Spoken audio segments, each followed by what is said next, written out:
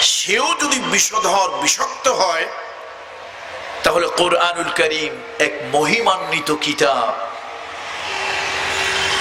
আল্লাহ তাআলা এই কোরআনুল কারীমের ব্যাপারে আল্লাহ বলেন,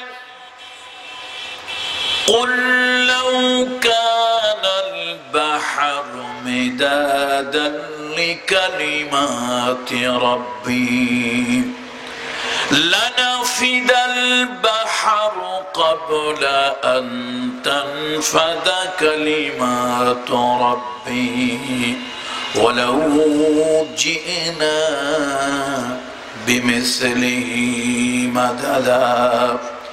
হে নবী, আপনি বলে দেন, সমুদ্রের পানি দিয়ে যদি তোমরা কালি বানাও, গাছপালা বৃক্ষ তরুলতা কেটে যদি তোমরা কলম বানাও, পেন্সিল বানাও, মানুষ এবং জিন সম্প্রদায় যদি লেখক হয়ে যাও, লিখতে লিখতে সমুদ্রের পানি দিয়ে বানানো কালিগুলি ফুরিয়ে যাবে, গাছপালা বৃক্ষ তরুলতা কেটে বানানো কলমগুলি পেন্সিলগুলি ক্ষয় হয়ে যাবে, মানুষ এবং জিন সম্প্রদায়ের হায়াতের জিন্দেগি ফুরিয়ে যাবে বটে, তারপরও তোমার রবের কালাম বাণী ব্যাখ্যা লেখা শেষ হবে না।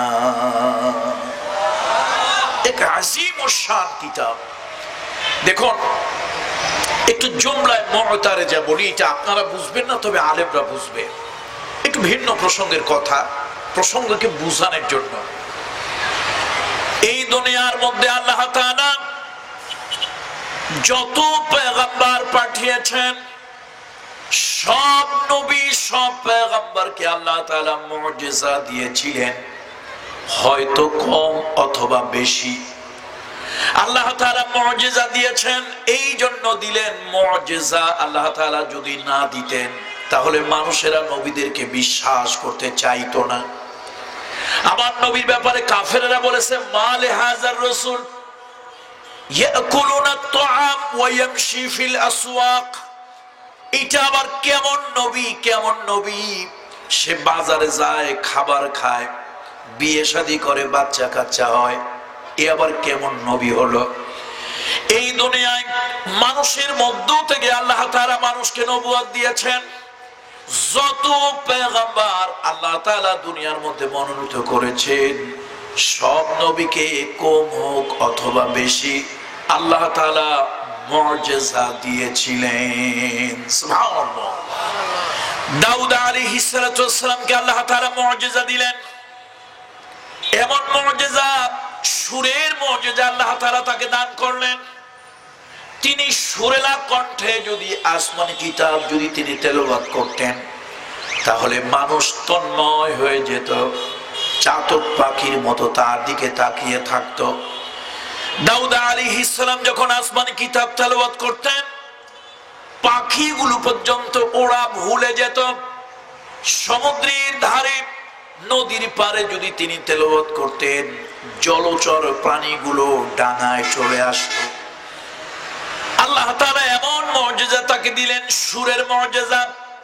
এই মুজিজা দেখার পর লোকেরা বলল, উনি তো আমাদের মতো একজন মানুষ, কিন্তু এমন সুন্দর সুর, এত অলৌকিক সুর, নিশ্চয় তিনি অসাধারণ কোন মানুষ। আল্লাহু আকবার। আল্লাহ তাআলা তাকে মুজিজা দিলেন। লোহা যদি তিনি হাতে ধরতেন, নাড়াচাড়া করতেন, লোহা তার হাতের স্পর্শে নরম হয়ে যেত। তিনি যদি মনের মধ্যে কোন নকশা অঙ্কন করতেন, ওই নকশা বাস্তবে হয়ে যেত। তার সন্তান সুলাইমান আলাইহিস সালাম একজন জলিল কদরের পয়গম্বর। আল্লাহ তাআলা এমন মুজিজা তাকে দিলেন, বিশাল বড় সিংহাসন, তখ্ত আল্লাহ তাআলা তাকে দান করলেন, যার কোনো ইঞ্জিন নাই, তেল নাই, মোবিল নাই, হেলিকপ্টার প্লেনের মতো পাখা নাই, ডানা নাই। অথচ ওই তখ্তের উপরে তিনি যখন আরোহণ করতেন আর তিনি যখন নির্দেশ প্রদান করতেন, চোখের পলকে হাজার হাজার মাইল চলে যেত। আল্লাহ তাআলা দ্রুতগামী বাহন তাকে দিয়েছিলেন। এটা হলো তার মুজিজা। সব নবীর মুজিজা একরকম নয়। আল্লাহ তাআলা মুসা আলাইহিস সালামকে মুজিজা দিলেন, তিনি জানতেন না তার হাতের মধ্যে একটা লাঠি, এই লাঠির মধ্যে আল্লাহ তাআলা তার জন্য মুজিজা রেখেছেন। মুসা আলাইহিস সালাম হযরত শুআয়ব আলাইহিস সালামের সঙ্গে একটা চুক্তি আবদ্ধ হলেন, তার বাড়িতে তিনি 10 বছর পরিশ্রম দেবেন, পারিশ্রমিক তিনি পাবেন। ছাগল চড়ানোর জন্য মুসা আলাইহিস সালাম ছাগল চড়ানোর জন্য মাঠে চলে গেলেন।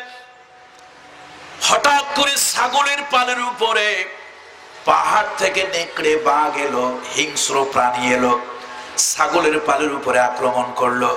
মুসা আলাইহিস সালাম ক্লান্ত পরিশ্রান্ত, তিনি লাঠিটা মাথার নিচে বালিশ বানিয়ে ঘুমাচ্ছিলেন, আরাম করছিলেন।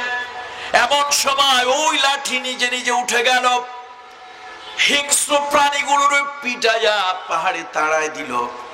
বিক্ষিপ্ত ছড়িয়ে ছিটিয়ে থাকা ছাগলগুলো এক জায়গায় জমা করে মুসা আলাইহিস সালামের মাথার নিচে আবার ঢুকে গেল। ফেরাউন বলল, মুসা আমি তো তোমাদের বড় খোদা। মুসা আলাইহিস সালাম বললেন, বেটা তুই তো খোদা নয়, তুই হুদা।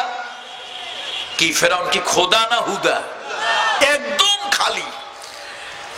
আর দুনিয়া একটা প্রবাদ আছে, এমটি ভেসেল সাউন্ড বার্ডস। দুনিয়ায় যারা দুদিনের ক্ষমতা পাইয়া খোদা সাজে, ওদের রাগ ঢাক একটু বেশি থাকে। আবার আল্লাহ শিক্ষাও দেয়, তাফসীরে জালালাইনের সূরা কামালাইন, কামালাইনের মধ্যে বলা হয়েছে দুনিয়ার দর্দণ্ড প্রতাপের 4 জন বাদশা, তার মধ্যে একজন হলো নমরুদ ইবনে কেনান। এটা আমার কথা নয়, জালালাইনের সূরা কামালাইনের কথা। এই বিশাল বড় ক্ষমতার অধিকারী নমরুদ ইবনে কেনান দীর্ঘদিন ক্ষমতার মসনদে থাকার কারণে, জনগণের উপরে প্রভুত্ব বিস্তার করার কারণে আল্লাহ তাআলার পক্ষ থেকে এমন জিল্লতি এলো, ক্ষমতার মসনদে রেখে আল্লাহ তাআলা জুতা পেটা করে দুনিয়া থেকে বিদায় করে।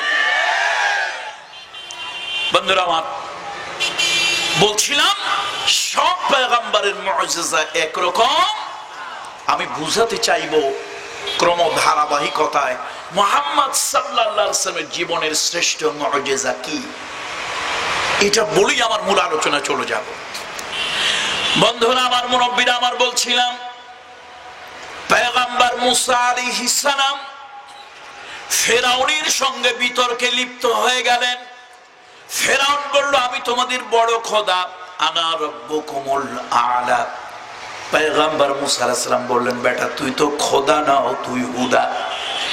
এবার ফেরাউন তার শ্রেষ্ঠত্ব প্রকাশের জন্য জাদুকরদের আনলো, জাদুকরেরা জাদু মন্ত্র পুত করলো। এবার বিরাট বড় বড় বাঘ হলো, ভাল্লুক হলো, সিংহ হয়ে গেল। পয়গম্বর মুসা আলাইহিস সালাম একটু ভয় ভয় পাচ্ছিলেন মানবিক কারণে।